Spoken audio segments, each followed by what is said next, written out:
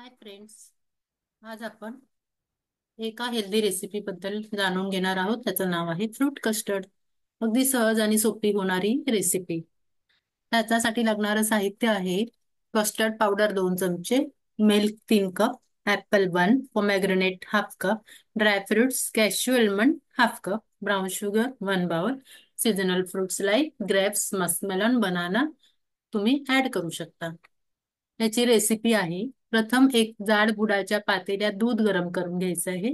त्यात 3 चमचे custard powder add करायची आहे. अर्धा चमचा दालचिनी पावडर आणि साखर मिक्स करायची आणि सेट होण्यासाठी बाजूला ठेवून द्यायचंय. कस्टर्ड थंड होण्यासाठी फ्रीज मध्ये ठेवायचंय. आणि आता सगळे फ्रुट्स बारीक कट करून घ्यायचे, कस्टर्ड मध्ये मिक्स करून सर्व करायचं आहे. ह्याचे फायदे: फ्रुट्समध्ये प्रोटीन्स, फायबर, कार्बोहायड्रेट आणि विटॅमिन्स असतात. जेव्हा तुम्हाला काही डेझर्ट खाण्याची इच्छा होईल, तेव्हा ही रेसिपी समर सीझन मध्ये खूप हेल्प करेल.